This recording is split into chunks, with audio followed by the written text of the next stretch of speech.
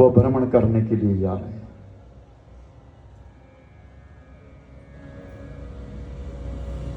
और भ्रमण करते करते दोनों आपस में बातचीत कर रहे हैं।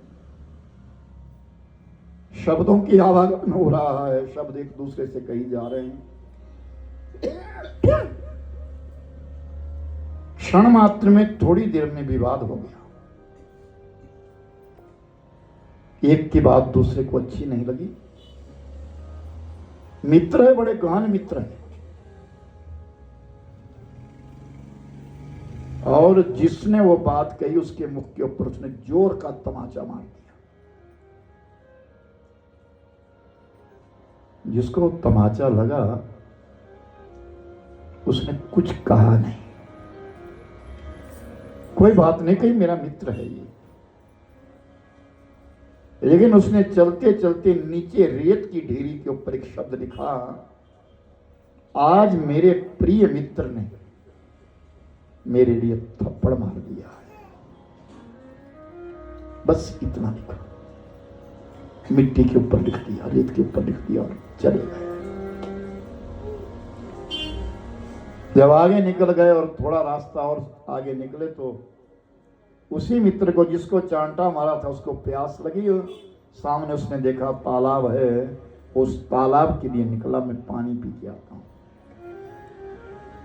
पानी पीना दूर की बात, उसमें दलदल था, वो दलदल में फंस गया। और जब वो दलदल में फंस गया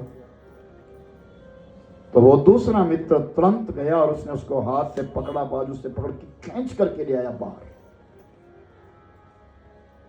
और जब वो मित्र बाहर लाया तो उसी मित्र ने जिसको थप्पड़ मारा था, जो दलदल में फंस गया था, उसने पत्थर के ऊपर लिखा कि आज मेरे प्रिय मित्र ने मेरे लिए इस मुसीबत से बचा लिया, धन्यवाद। पत्थर पे लिखा। तो वो मित्र पूछता है, दूसरा मित्र पूछता है, भाई सज्जन एक बात बता, गलती तो मेरी थी, मैंने तुझे चांटा मारा,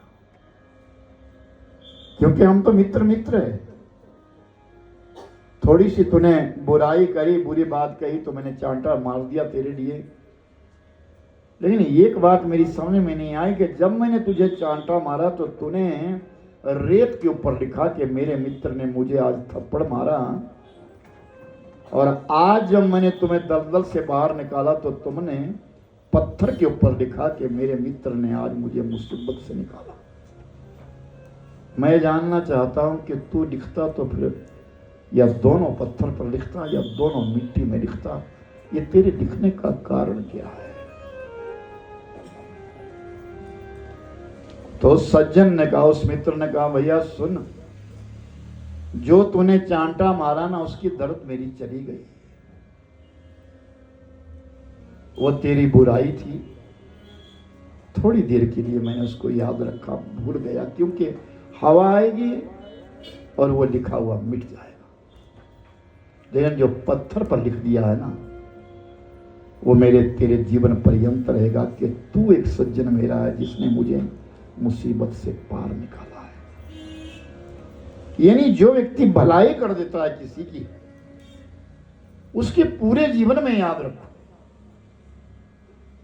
जिसने तुम्हारी भलाई करी उसको पूरा जीवन याद रखिए, और जिसने तुम्हारी निंदा करी है उसको तुम भूल। इन कथाओं से हमारे लिए प्रेरणा मिलती है। सहना भवतु सहनो वुनक्तु सह वीर्यं करवावहै तेजस्विनां वदितमस्तु मां विद्विषावहै। हम सब इकट्ठे बैठे, सहना भवतु सहनो वुनक्तु, बैठ करके सब मिल करके भोजन करें, सह वीर्यं करवावहै, इकट्ठे बैठ करके ज्ञानोपार्जन करें। अर्थात जो तुमको कथा में मिला है उसको तुम भी बांटो। ये शिव महापुराण की कथा है, और शिव महापुराण के बीच में ये मलिमास चला हुआ है। मलिमास में कथा है, श्रावण का महीना है, चतुर्मास है, औरों को भी प्रेरणा दीजिए कि 18 साल बाद आएगा ये महीना। और इस मलिमास के बीच में जो पुरुषोत्तम मास है, जो 13वां महीना है, जिसका कोई नाम नहीं था, जिस महीने में कोई संक्रांति नहीं है, इस महीने के बीच में पूजा करने का, पाठ करने का, कथा श्रवण करने का 10 गुना अधिक पुण्य है। शिव पूजन करिए, भगवद गीता का पाठ जरूर करिए,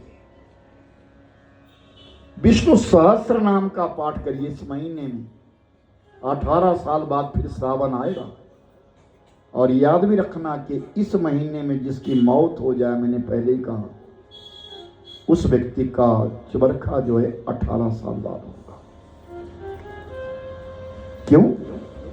कि ये पुरुषोत्तम एकादशी तभी आएगी, श्रावण महीने। और ये भगवान विष्णु को समर्पित है ये मास। ये महीना जब रोने, मैंने पहले दिन कथा सुनाई थी, जब ये रोदन करने लगा तो इस महीने ने भगवान के पास जाकर के निवेदन किया, मेरा कोई नाम नहीं है, सब महीनों के नाम हैं। तो भगवान विष्णु ने कहा था, तेरा नाम मेरा नाम है, अपना नाम तुझे देता हूं, इसका नाम पुरुषोत्तम मास होगा, अधिक मास होगा, जिसमें संक्रांति ना आई वो अधिक मास है। और जिस महीने में 2 संक्रांतियां आ जाए वो क्षय मास होता है। क्षय मास भी कभी कभी आता है, लेकिन ये मलि मास है। और इस मलि मास के बीच में मंत्र जपना, कथा कीर्तन को श्रवण करना 10 गुना अधिक पुण्य है। ये हम सब का अहोभाग्य है।